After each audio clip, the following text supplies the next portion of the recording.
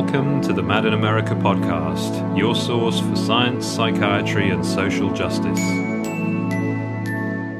Hello, this is James, and welcome to episode 21 of the Mad in America podcast. Before we get started, I wanted to thank you for taking the time to get in touch and for sharing your feedback with me. It is very much appreciated. This week, my guest is Dr. J. Joseph. Dr. Joseph is a clinical psychologist and author who brings a critical perspective to claims in the media and the academic literature that disordered genes underlie psychiatric disorders. His most recent books are The Trouble with Twin Studies, a Reassessment of Twin Research in the Social and Behavioral Sciences in 2015, and the 2017 ebook Schizophrenia and Genetics, The End of an Illusion. In this interview, we discuss the evidence for a genetic basis for mental disorders and the reasons why psychiatry is still searching even after many decades of work. Dr. Joseph, thank you so much for taking the time to talk with me for the podcast. Firstly, for the listeners, could you tell me a little about yourself and what led you towards psychology, and in particular your interest and research in genetics and the relationship to psychiatric disorders? Yes, I'm a clinical psychologist in California, and in the 90s, I was in my graduate program. I got interested in some of the, critical psychiatry authors of the 60s and 70s, and I noticed that, schizophrenia was a big topic there about whether it was, a valid construct or, the political, social aspects of it. So, and then I noticed that there were a lot of claims that schizophrenia was, heavily genetic. So I kind of wanted to look into that issue. So that was the topic of my dissertation in the late 90s. The genetics of schizophrenia, which has kind of launched, what I've been doing ever since for the last 20 years. But I kind of discovered that the evidence in favor of genetics is very weak, and a lot of it's based on twin and adoption studies, and especially twin studies seem to me like there's something really wrong here. Why is everybody citing these as in favor of genetics when it's obviously got a lot of problems? So I looked very deeply into that, and that was the late 90s, and I've been kind of writing about critiquing genetic theories in psychiatry, psychology, behavioral, social sciences ever since. Thank you. And I'm aware that there are some bold and impressive claims from psychiatry about the link between mental disorders and genetics. But what I was fascinated to read about in your work is that psychiatry has been searching for decades for genetic factors that may underlie mental ill health. And I just wondered if you could sum up for us what we do and don't really know about the role that genetics play. Yes, there are a lot of claims, and these are repeated in textbooks and authoritative authors. Many, many claims that are repeated over and over and over again to give the impression that these are absolute truths. In reality, the evidence is very weak. They've been looking for genes for all, so-called mental disorders for decades and decades. The Human Genome Project has been completed, and yet they've discovered no genes that cause a major psychiatric disorder such as bipolar, schizophrenia, etc. So even though the media will tend to sensationalize claims and give the impression that genes have been found, in fact, they have not been found. And so what they do is, they fall back on these twin studies mainly, and adoption studies and family studies, claiming that these definitively prove that genetics play a role. And my critique, and also, the critique of a lot of people before me, kind of laying the groundwork, is that these studies really don't prove anything about genetics. So despite everything that's written in the media and textbooks and all of these things, there's actually, the evidence is really weak, and the studies claiming to show that there's a strong genetic component are actually extremely biased, and they're based on false assumptions. So this is a critical point. This has been pretty much my work for the last 20 years, is trying to explain this to people. Well, it seems almost as big a myth as the chemical imbalance. And just earlier I was on the website of the American Psychiatric Association, and I just happened to be looking at a page on eating disorders, and it confidently states that the cause is 1/3 genetics and 2/3 environment. But there was no reference study, so it's easy to see why the general public will assume that genetics play quite a large part in mental illness.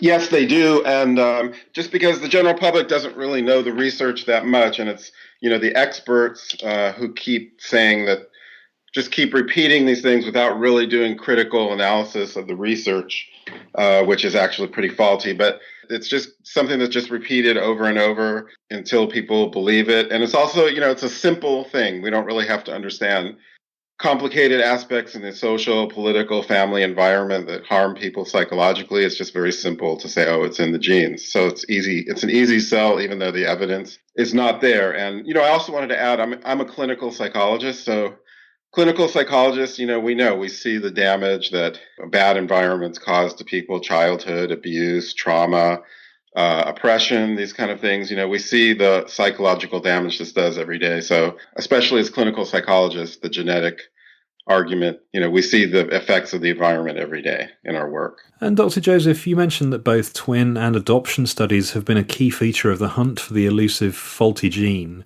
And I wondered if you could help me understand how these kinds of study are used to try and demonstrate the link between genetics and mental disorders.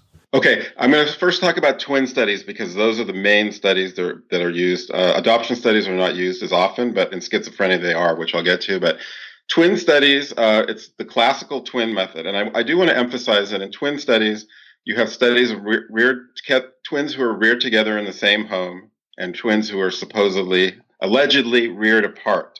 So the reared apart studies are only about psychological characteristics such as IQ, personality, few things like that. And those are very controversial and been discussed. But as far as psychiatry and psychiatric disorders are concerned, we are only talking about twins who are reared together. So not separated, reared apart, but reared together twins. So the method that's been used since the 1920s is called the classical twin method or the twin method, which compares the behavioral resemblance of monozygotic MZ twins, identical twins, versus same-sex dizygotic DZ twins, fraternal twins. So because identical twins are share the same 100% genetic resemblance, fraternal twins, DZ twins, 50% on average. There's some controversy around that too, but I won't go into that now, and we'll just work on that basic assumption. So what the researchers do is they gather groups of MZ twins reared together. Let's say 100. Let's say they find 100 pairs and 100 pairs of DZ twins reared together, and they compare the behavioral resemblance for a psychiatric disorder where the first twin is diagnosed, let's say with schizophrenia, and then they go to see how many of their co-twins are diagnosed with schizophrenia. So what usually happens, almost always happens with all aspects of behavior, psychiatric disorder, schizophrenia, ADHD, bipolar, autism, etc., is that identical twins, MZ twins, pairs, resemble each other more. What the term used in psychiatry is concordance rate. So they're more concordant than DZ twins for the psychiatric disorder in question. So they therefore conclude that only genetics cause this greater behavioral similarity, concordance. However, all of this is based on an assumption, a critical theoretical assumption, which is called the equal environment assumption, which assumes that identical and fraternal twin pairs grow up experiencing the same environment. This assumption is obviously not true. MZ twins, they experience much more similar environments. They're treated more alike. They experience identity fusion, attachment with each other. And so they're much more likely they're raised to be alike. DZ pairs are not. So the assumption underlying the twin method MZ-DZ comparison is false, that MZ twins experience much more similar environments than DZ twins. And most twin researchers actually do acknowledge that. They admit that. However, they've kind of invented some ways around that so that they could continue concluding that these comparisons prove something in favor of genetics. I won't get into the detailed critique of their two main explanations of why, but the assumption is false. So therefore, all twin studies in psychiatry are contaminated, confounded by environmental factors, and therefore do not prove anything about genetics, and their results can be entirely explained by the greater environmental similarity of MZ twin pairs. So all twin studies in psychiatry, there is no reason to believe that they prove anything about genetics, contrary to almost every textbook that's out there saying that they do. Well, I've even seen the phrase gold standard used in relation to twin studies, so it's quite shocking to hear that the way these studies are sold is different to the reality. Yes, it is. It is shocking, especially considering how little critical analysis there is out there. I mean, I've surveyed many textbooks, and sometimes they will mention that it's controversial, but they were almost always, most of the time they will cite without any critique that these twin studies prove something about genetics, and also in media, newspapers, magazine reports. It's not always, there are some exceptions, but when things aren't challenged, people just accept that. And that's also true for politics and the news and history and all of these things, that people are told the same thing over and over. They tend to believe it. The critics are usually marginalized in the media and in academics.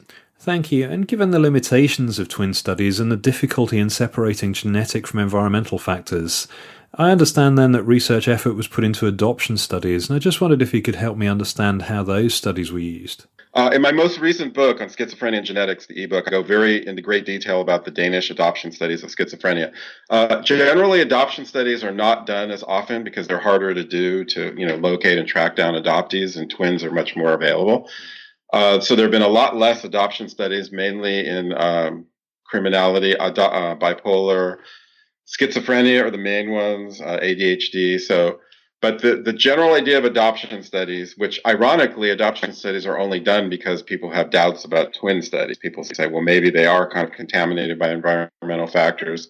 So therefore, we're going to do adoption studies, which now, as the people, the supporters of adoption studies say, okay, well, these studies will make a definitive separation of environmental and genetic influence because a child is adopted and raised in the environment of another. So that's really the main claim to fame of adoption studies, that they're claimed to do that. In fact, two aspects. I'll just concentrate on the schizophrenia adoption studies. They don't make as nearly a clean a break as they say for many, many reasons. One is, first, you have prenatal environment that the child grows up in for 9 months. Second, most of the time adoptions are not made at birth, that the child spends time with the birth parent. So there's this attachment rupture that the child experienced, being kind of abandoned by birth parents, could be months or even years in some cases. And then a lot of times, especially when a lot of the studies that were done looking at children raised in the 20s, 30s, 40s in Europe, they were abandoned and they were put in orphanages and foster homes during very difficult, conditions, nurtureless environments. So they experience these things also.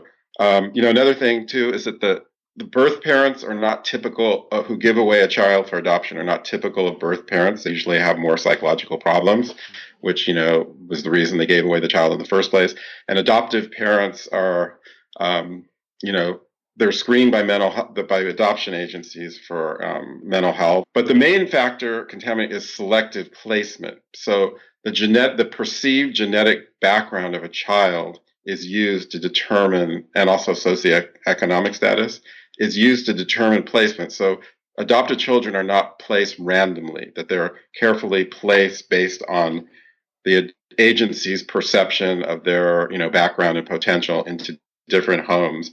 And especially in the era where a lot of the schizophrenia studies were done, that children who born to parents with a family background of mental disorders, schizophrenia, were considered, and the term they used was tainted children. So they would not have been placed into the same kind of homes as children who did not have this background. So that's a selective placement, which is almost on par with the equal environment assumption in twin studies as, a major assumption that is not true in psychiatric adoption studies. Having said that, these studies are, especially the Danish American schizophrenia adoption studies, Seymour Ketty, Rosenthal, Wender, and their Danish colleagues, are severely biased. The way these studies were done were basically just the researchers just picked and chose, expanded definition of schizophrenia, changed comparison groups, did everything possible to make some kind of comparisons that they claim prove something about genetics. So it's some of the most biased research that's been out there, which critics have commented upon for 40 years, but psychiatry texts usually don't give much credence to what the critics say. So, in my latest work, I really try to show in really great detail the massive methodological flaws and biases of these studies, in addition to the problems with adoption studies, and which I already have mentioned. So these studies really do not prove anything about genetics, especially the schizophrenia adoption studies. And this is a big point in my writings in the last 20 years. Thank you. And Jay, are twin and adoption studies still going on, or have they fallen out of favor now? They perform twin studies are being done all the time. Not as much for the psychiatric disorders because these have already been done, but there still are some. But they've already laid the groundwork. They've done these studies and they've shown that MZ twins are more concordant, and then they claim in favor of genetics. So a lot more twin studies are done for a lot of other behavioral kind of characteristics. Almost anyone anybody could ever imagine. Not necessarily in the area of psychiatry. But all kinds of human behavior. It's also used in medicine and other areas, even economics, political science, even, believe it or not, areas like that. So, and not as many adoption studies. There may be a few adoption studies that have been done, but not as many. I mean, they're hard to do. They're expensive. So yes, they are still being done. But while this has been going on, the main point is that in the 1980s, psychiatry was expecting to find all of these genes for all of the psychiatric disorders. In other words, the twin studies have been done, the adoption studies have been done for psychiatric disorders, all which the technological tools were in place in the 1980s, especially following the Huntington's disease gene finding, that psychiatry was expecting to find genes for all the psychiatric disorders. They would have all been discovered in the 80s. And this is, some later researchers, 20 or 30 years later, said they called it the euphoria of the 80s, that this is when all of the genes would be discovered for the psychiatric disorders. But actually, they weren't. And so it was a massive shock and disappointment for psychiatric genetics, psychiatry. And to this day, this is, 30 years later, more than 30 years later, we're continuing to not find any genes for psychiatric disorders that cause psychiatric disorders. There's a lot of claims of association. And I do want to add that most of these claims are found, they're not replicated, so they don't hold up.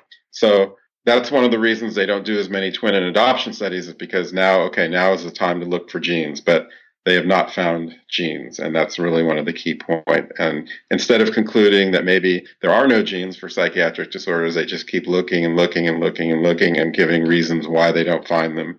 But this cannot go on forever. So at some point, the bubble will burst and science will need to kind of really seriously look at, the twin and adoption studies that spurred the search on in the first place. There's been much debate about the validity of psychiatric diagnoses such as schizophrenia, and I wanted to ask whether genetic factors can be reliably used to validate psychiatric disorders.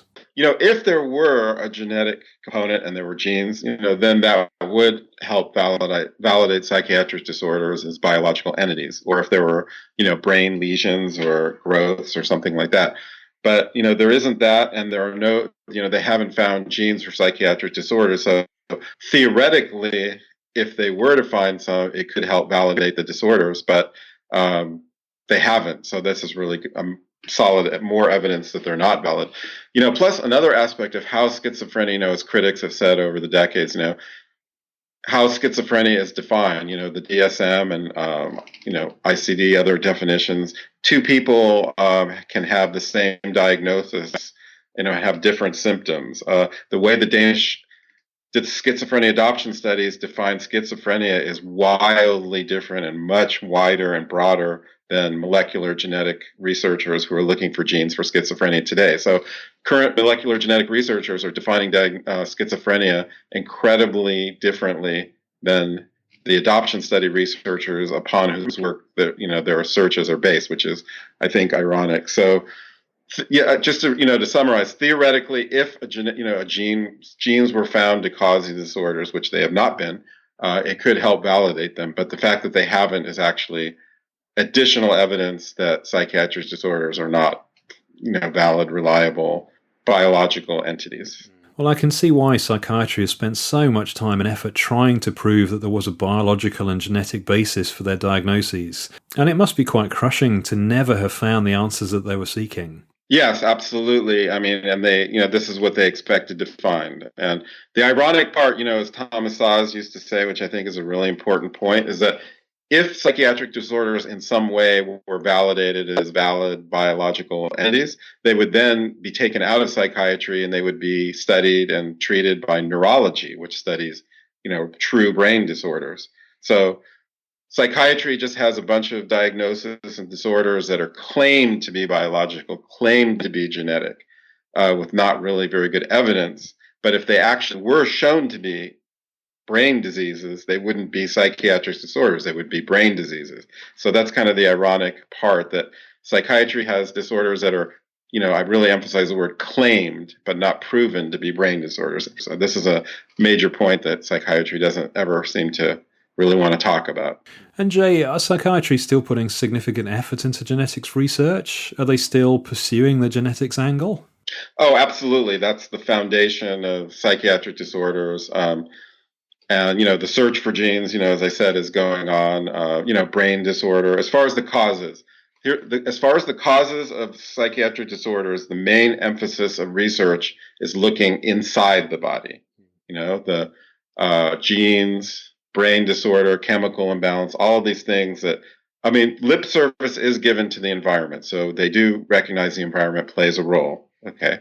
It's important to emphasize that. But the main emphasis is inside the body. There's something in the brain, in the genes that they need to unlock to really be able to treat and cure these disorders. So what many critics, including myself, what we emphasize that the causes of these behaviors, and I'm not saying disorders or condition, but the behaviors that kind of fall under the psychiatric label area are, the causes are outside of the body. So treatment, abuse, oppression, consumerism, all of these things, isolation in Western societies, all of these things, racism, sexism, homophobia, etc., that the causes are outside of the human body, and that's where research should be focused. And so focusing on the body, it really diverts and obscures really the damaging aspects of the social and political and family environments that people grow up in. So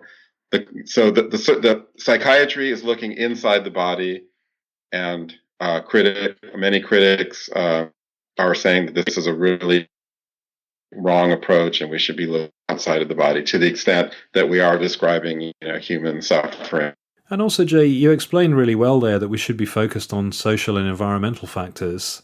And also, from some of your writing, I got the sense that if psychiatry ever did prove a genetic difference and could label people and say this group of people are genetically different and that's the reason for their problems, then that could lead to very concerning approaches like legalized discrimination and even eugenics. Yes, it does. And, the history of that, I've written a lot about that. And yes, it does as far as labeling people. But, also, even if there were, for example, let's just say, for example, schizophrenia were a valid disorder and it had a genetic underpinning with an environmental component, we can't change genes, but we can change environments, So if there's a predisposition to developing depression if you're bullied as a child, we can do something about bullying. We can stop bullying. We can enforce rules. We can have zero tolerance, and we can protect children from being bullied, regardless of whether the people have a genetic predisposition or not. So even if there were a genetic predisposition, as far as emphasis, that we could still make the environment a healthy place that predispositions would not express themselves in these disorders. This is just hypothetical if there were predispositions, which I don't see any evidence for. So even if there were some genetic component, it's still a question of, the emphasis and how society wants to emphasize looking at these situations and improving. Could still focus entirely on improving the environment. Absolutely, and also the power within an individual to change their own circumstances is important, isn't it? But to tell someone you're genetically different, you're flawed, and there's nothing that you can do about it, people can't fight that, and they may think I'm genetically inferior or faulty. That's absolutely true, especially, obviously, when it's not true. So this is even more of a crime when people are told this, which I might add, a lot of the textbooks are very wrong as far as what authoritative experts and textbooks write about schizophrenia and genetic research. Very wrong, really giving the impression they really don't know even the original research themselves.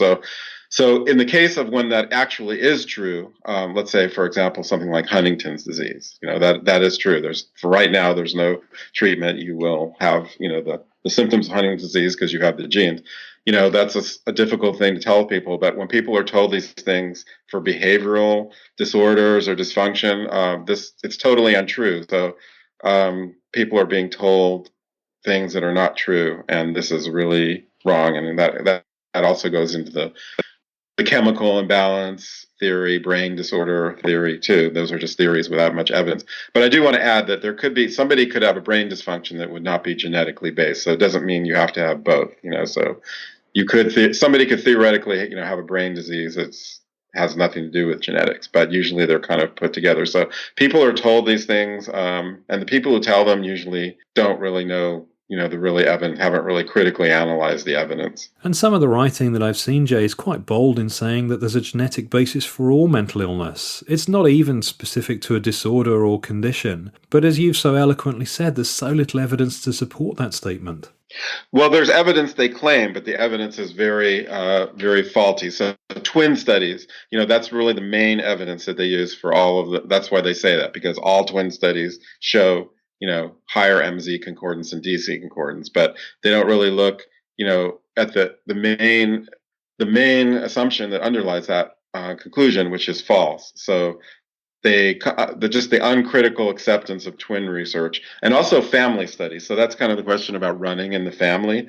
Most genetic researchers will admit that running in the family it proves nothing about genetics because family members share a common environment as well as common genes. So that's another real common misconception, that running in the family proves that something's genetic, and that's absolutely not true, which even most genetic researchers admit. That's why they do twin and adoption studies to supposedly, according to what they believe, that would really show that it's genetic. So running the family, I really want to get that out there to listeners. Running the family does not prove anything about genetics. It could be caused entirely by common environment, and most genetic researchers agree with that statement. In the case of schizophrenia, while a lot of studies that do, they study the first degree biological relatives of people diagnosed with schizophrenia, usually do have not a great, but a higher rate than would be expected in the population or a control group, on about 4% instead of 1%, which doesn't prove anything about genetics because it could be caused by the environment. But also, most people who are diagnosed with schizophrenia have no family history of schizophrenia. This is even stated in the DSM-5 that almost verbatim, most people who are diagnosed with schizophrenia have no family members diagnosed with schizophrenia.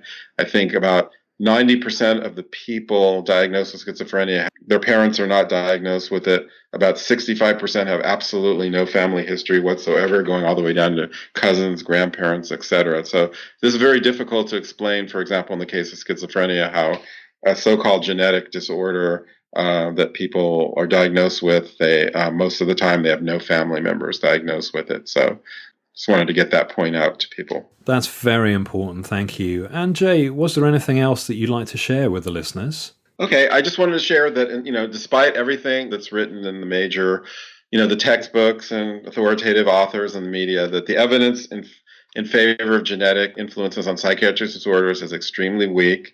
It's mainly based on twin studies and also adoption studies, and these are incredibly flawed studies that are based on obviously false assumptions, and people, should understand more, kind of read more of what the critics have said about some of these studies. So in spite of what is just bombarded in the media and academics, there's actually very little evidence. Textbooks are systematically misleading and uncritical, and a lot of times stunningly, the authors have stunning lack of knowledge of the studies that they discuss and often get it wrong.